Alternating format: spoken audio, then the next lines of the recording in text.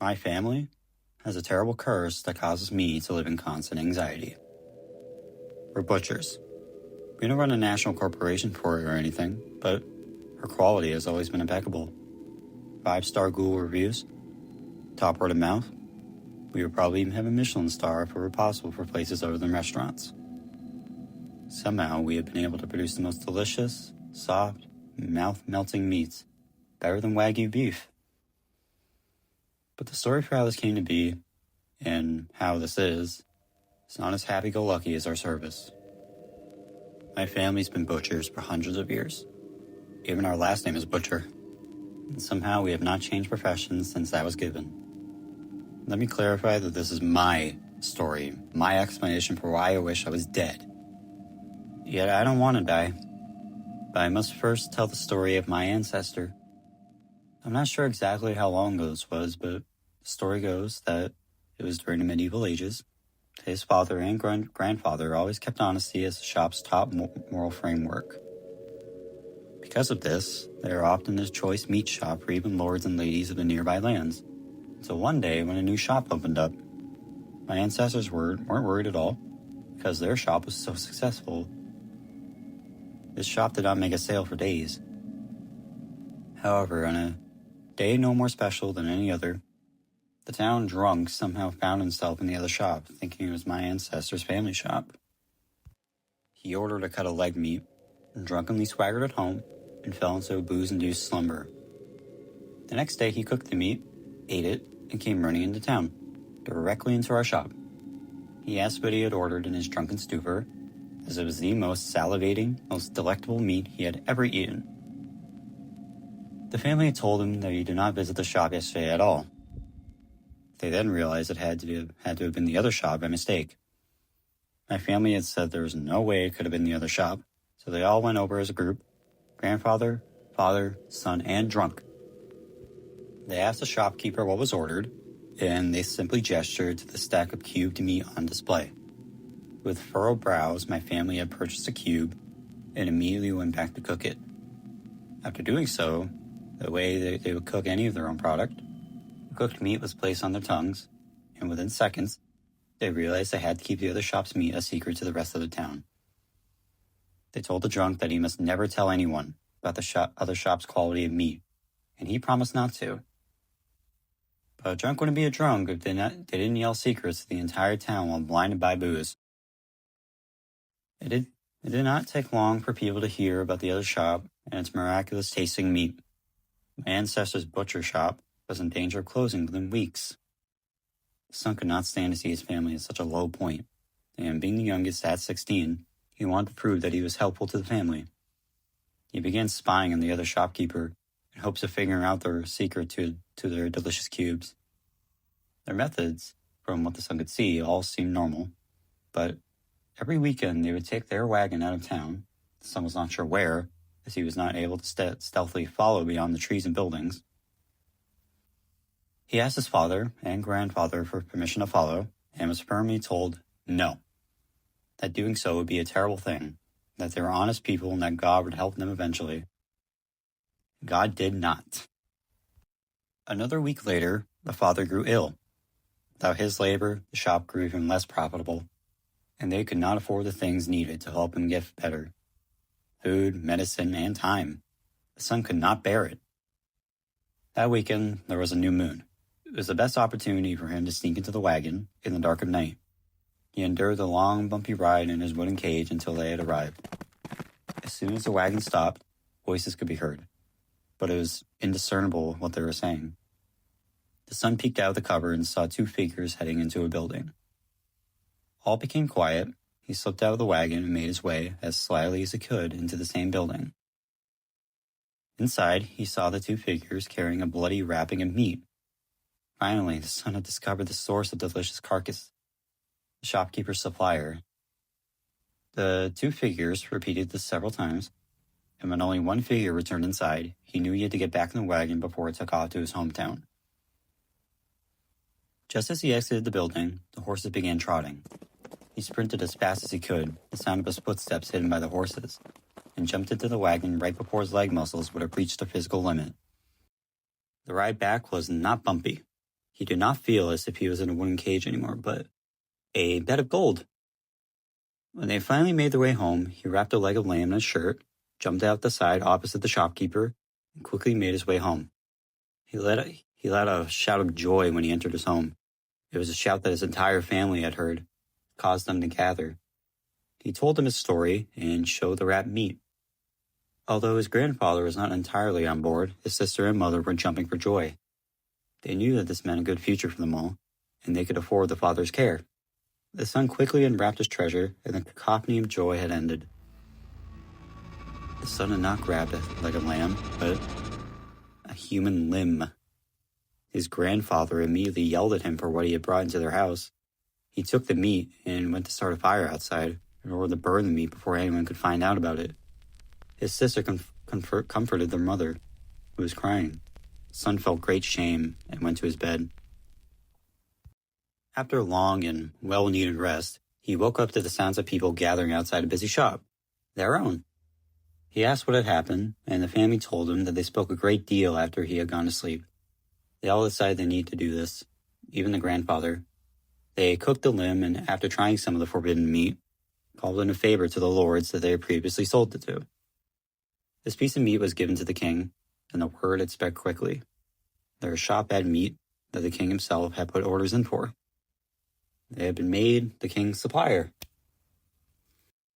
So my family stopped the story at this point. I thought of it as strange, but simply a folktale, a family legend. My father then showed me something I never would have imagined, what he would work on every morning while I was asleep. He had done an excellent job to never reveal the family secret. Every morning, before even the street animals were awake, my father would chop, skin, fillet, boil, and prepare various pieces of fresh human meat. I was sick. I felt as if I was to blame. He needed to continue this horrible tradition. He needed to kill people for my sake, pay for my tuition, for the constant medical bills to make sure we stayed healthy, to pay every other bill that we needed to live. I couldn't take this burden. I couldn't deal with the fact that my father was a murderer. So I panicked, and I ran away. When I saw my dad next, I had to hear the rest of the story. Even though my dad was a killer, I knew he wouldn't kill me, because I was his reason for doing so in the first place.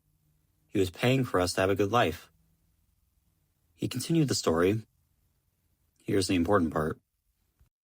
The grandfather, in order to meet the new demand for the shop's meat, went to the other shopkeeper and explained the situation. He apologized for what the son had done, but insisted that he needed access to the supplier. He wouldn't ask how the supplier had such fresh bodies, and he would even cut the other shopkeeper in for a 50-50 split of the money.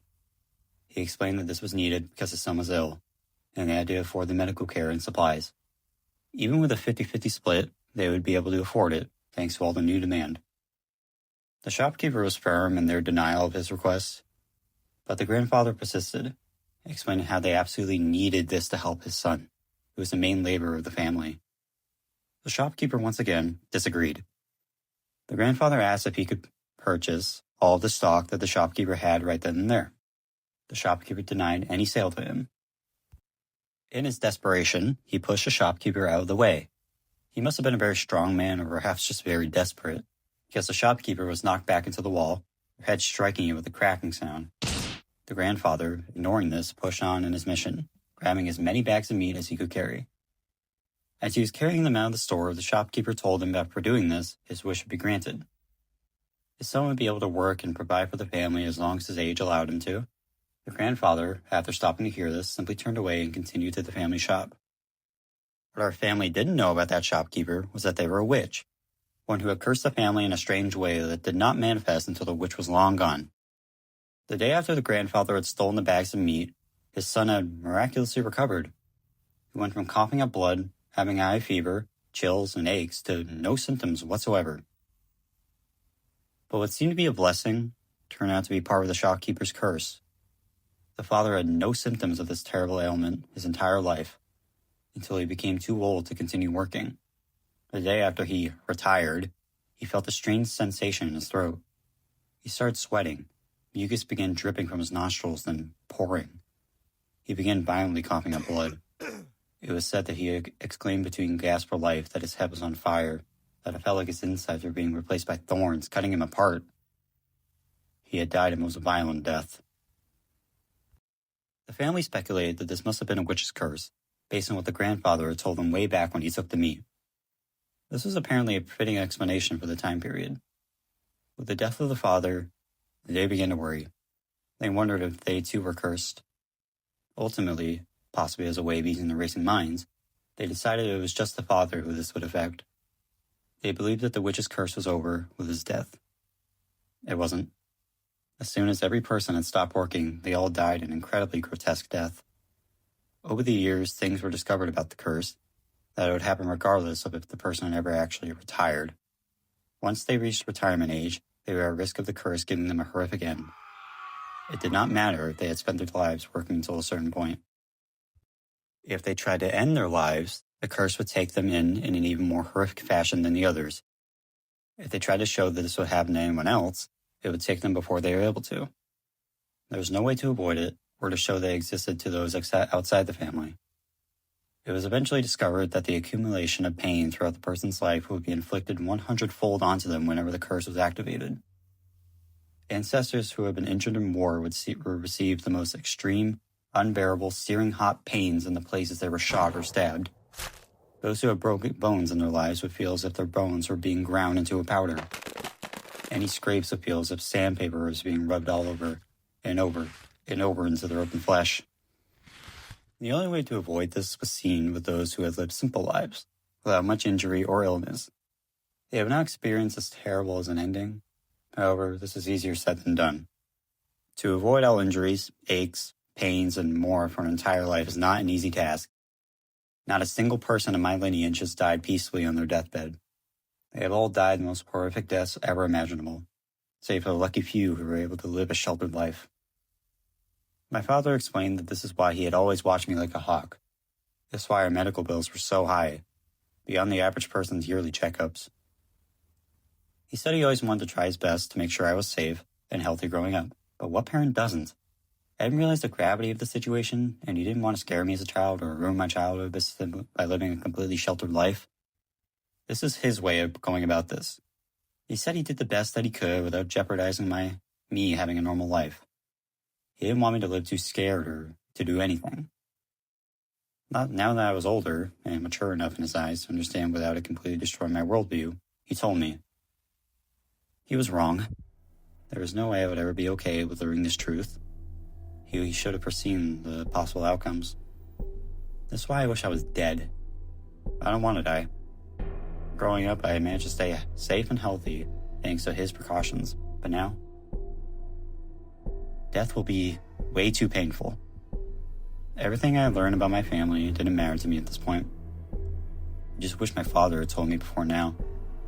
I didn't want to hear anything he had to say about it. Like I mentioned, I had to. It's not like I could wheel my own bed away, much less pass the nurses. I already couldn't handle the pain. I wish my attempt was successful.